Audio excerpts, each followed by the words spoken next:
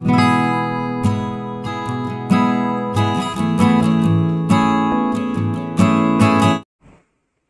Friends, welcome to Veda tailors. ఈ రోజు వీడియోలో మోడల్ గా ఉండే ఫిష్ కట్ హ్యాండ్స్ ని ఏ విధంగా కట్ చేసుకోవాలి, స్టిచ్ చేసుకోవాలి అనేది చూద్దామండి.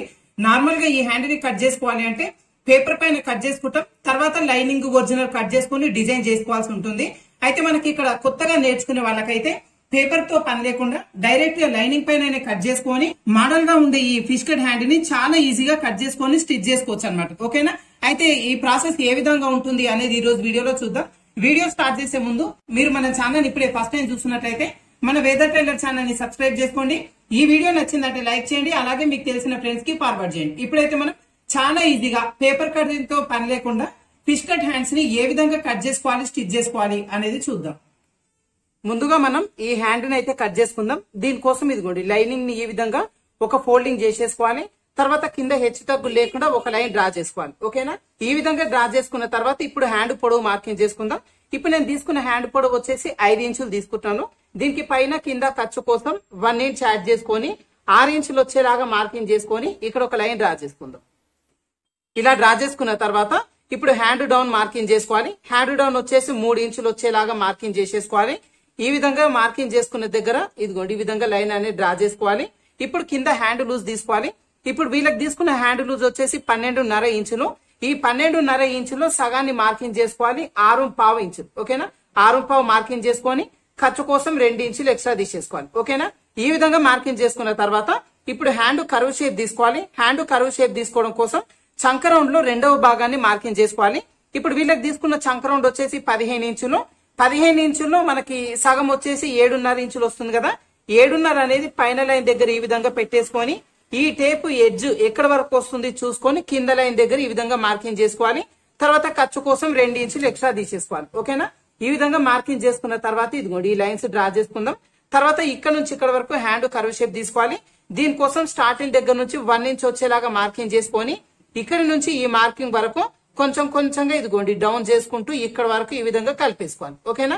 ఈ విధంగా మార్కింగ్ చేసుకున్న తర్వాత మార్కింగ్ చేసుకున్న ప్రకారంగా కట్ చేసుకుందాం.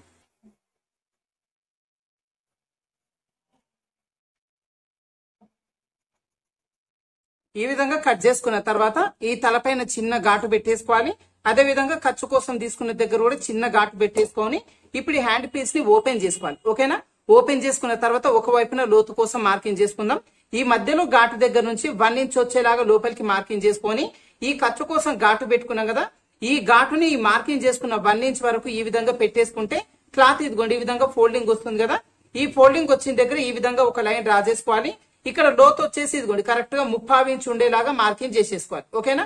ఈ విధంగా మార్కింగ్ చేసుకొని ఇక్కడి నుంచి ఈ మార్కింగ్ వరకు ఇదిగోండి ఈ విధంగా కలిపేసుకోవాలి. తర్వాత ఇక్కడ నుంచి 1 ఇంచ్ మార్కింగ్ వరకు కొంచెం కొంచెంగా ఇదిగోండి ఈ విధంగా కలిపేసుకోవాలి. ఓకేనా? ఈ విధంగా మార్కింగ్ చేసుకున్న ఈ లోతు వరకు కట్ చేసుకుందాం. ఇలా కట్ చేసుకున్న తర్వాత మధ్యలో చిన్న ఘాటు పెట్టుకుందాం. లోతు తీసుకున్న వైపున గుర్తుంటుంది. ఈ విధంగా ఇదిగోండి కట్ చేసుకున్న తర్వాత ఈ హ్యాండ్ పీస్ ని ఇదిగోండి ఈ విధంగా పెట్టేసుకొని ఇప్పుడు ఇక్కడ మనకి మోడల్ హ్యాండ్ కోసం ఫిష్ కట్ కోసం కట్ చేసుకుందాం. దీనికోసం ఇదిగోండి ఈ స్టార్టింగ్ దగ్గర నుంచి 2.5 ఇంచులు వచ్చేలాగా ఒక మార్కింగ్ చేసుకోవాలి. అదే విధంగా ఇదిగోండి ఈ కార్నర్ దగ్గర నుంచి 2 ఇంచులు వచ్చేలాగా ఒక మార్కింగ్ చేసుకోవాలి. ఓకేనా? ఇప్పుడు ఈ 2 మార్కింగ్స్ బేస్ చేసుకుంటూ పై నుంచి కర్వ్ షేప్ తీసుకోవాలి.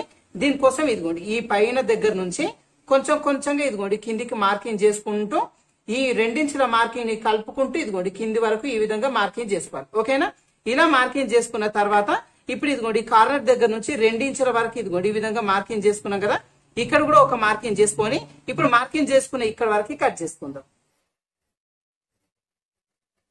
ఇదిగోండి ఈ విధంగా కట్ చేసుకున్న తర్వాత ఇక్కడ కూడా ఇదిగోండి క్రాస్ గా మార్కింగ్ చేసుకున్నాం కదా. ఇక్కడ కూడా కట్ చేసుకొని ఇప్పుడు ఈ పీస్ ని పక్కన పెట్టుకుందాం. మనకి ఇదిగోండి ఈ పీస్ మాత్రమే మనకు చివరిలో యూజ్ అవుతుంది.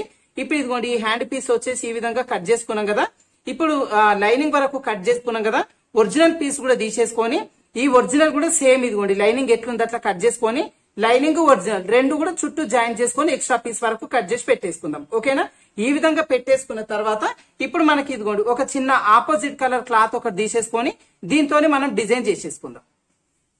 ఇదిగోండి ఈ విధంగా లైనింగ్ ఒరిజినల్ చుట్టూ జాయిన్ చేసుకున్న తర్వాత ఇప్పుడు మనకి ఇదిగోండి ఇక్కడ ఫిష్ కట్ కోసం కట్ చేసుకున్నాం కదా. ఇక్కడి నుంచి ఈ చివరి వరకు అదే విధంగా ఈ పీస్ కూడా ఈ పై నుంచి ఈ చివరి వరకు ఆపోజిట్ కలర్ క్లాత్ తోని థ్రెడ్ టైపింగ్ వేసేసుకోవాలి. ఓకేనా?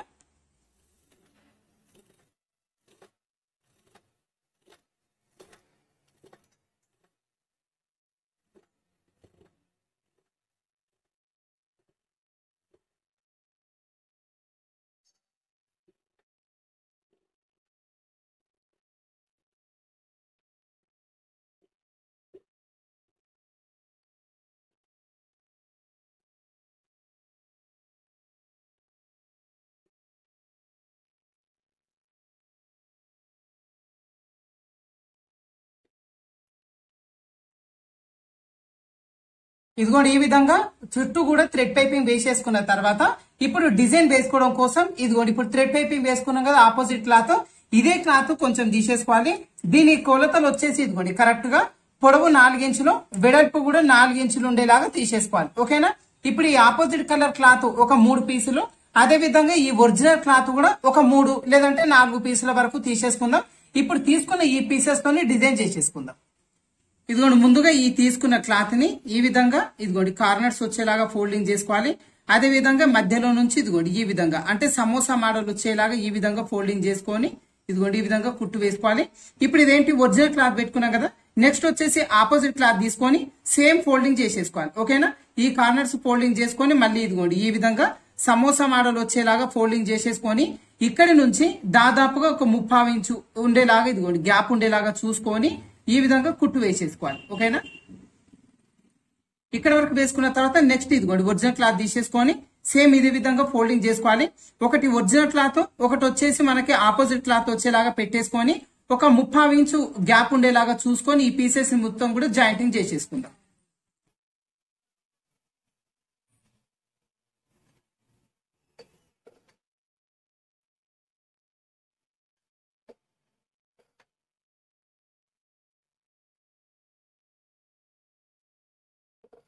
ఇదిగోండి ఈ విధంగా ఒకటి ఒరిజినల్ ఒకటి ఆపోజిట్ క్లాత్ ఈ విధంగా పెట్టేసుకుని డిజైన్ చేసుకున్న తర్వాత ఇందాకలా మనం లైనింగ్ కట్ చేసుకునేటప్పుడు చిన్న ముక్కను ఉంచుకున్నాం కదా, ఇప్పుడు ఈ ముక్కను వచ్చేసి ఇదిగోండి ఈ విధంగా పెట్టేసుకోవాలి. ఓకేనా.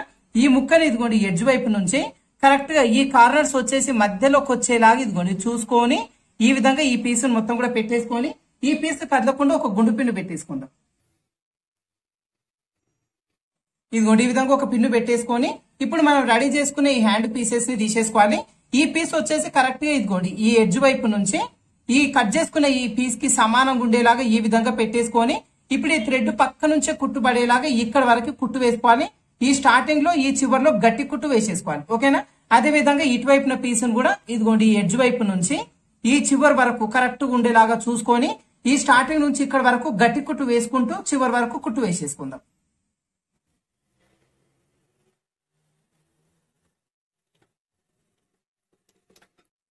ఇదిగోండి ఈ విధంగా 2 పీసెస్ ని స్టిచ్ చేసుకున్న తర్వాత ఇప్పుడు ఇదిగోండి ఈ ముక్కను తీసేసుకుందాం. ఓకేనా. మనకు షేప్ వచ్చేసి కరెక్ట్ గా ఈ విధంగా వచ్చేస్తుంది. మీకు ఒకవేళ కావాలి అనుకుంటే ఇక్కడి నుంచి ఒక 1/2 ఇంచు గ్యాప్ ఉండేలాగా చూసుకొని ఇక్కడి నుంచి ఈ చివరి వరకు కూడా ఒక కుట్టు వేసేసుకోవచ్చు, లేదు అంటే స్కిప్ చేయొచ్చు. ఓకేనా. ఈ విధంగా కుట్టేసిన తర్వాత ఇప్పుడు ఇదిగోండి లోపల వైపున మనకి ఎక్స్ట్రా క్లాత్ ఉంది కదా, ఈ ఎక్స్ట్రా ఉన్న క్లాత్ మొత్తాన్ని కూడా కట్ చేసుకోవాలి. ఓకేనా. ఇదిగోండి ఈ విధంగా ఫిష్ కట్ వచ్చేలాగా హ్యాండ్ డిజైన్ ని ఈజీగా కట్ చేసుకొని స్టిచ్ చేసుకోవచ్చు. మనకేంటంటే డ్రెస్సెస్ గానీ శారీస్ గానీ మల్టీ కలర్ వచ్చేలాగా అంటే డబల్ కలర్ వచ్చేలాగా వస్తాయి కదా, అట్లాంటప్పుడు హ్యాండ్స్ కూడా ఈ విధంగా మల్టీ కలర్ వచ్చేలాగా డిజైన్ చేసుకున్నాము అంటే ఈ డ్రెస్ గానీ బ్లౌజ్ గానీ మంచి లుక్ అనేది ఉంటుంది. అదే విధంగా ఈ ఫిష్ కట్ హ్యాండ్ కూడా చూడడానికి చాలా నీట్ గా లుక్ ఉంటుంది అనమాట. ఓకేనా. అయితే ఈ మోడల్ గా ఉండే ఫిష్ కట్ హ్యాండ్ ని ఏ విధంగా కట్ చేసుకోవాలి స్టిచ్ చేసుకోవాలి అనేది చూసిరా ఫ్రెండ్స్. సో ఈ వీడియో మీకు యూజ్ అవుతా అనుకుంటున్నాను. వీడియో నచ్చిందంటే లైక్ చేయండి, షేర్ చేయండి. మన ఛానల్ ఇంకా సబ్స్క్రైబ్ చేసుకోని వాళ్ళు ఉంటే మన వేద టైలర్ ఛానల్ ని ఖచ్చితంగా సబ్స్క్రైబ్ చేసుకోండి. ఓకేనా. Thank you for watching.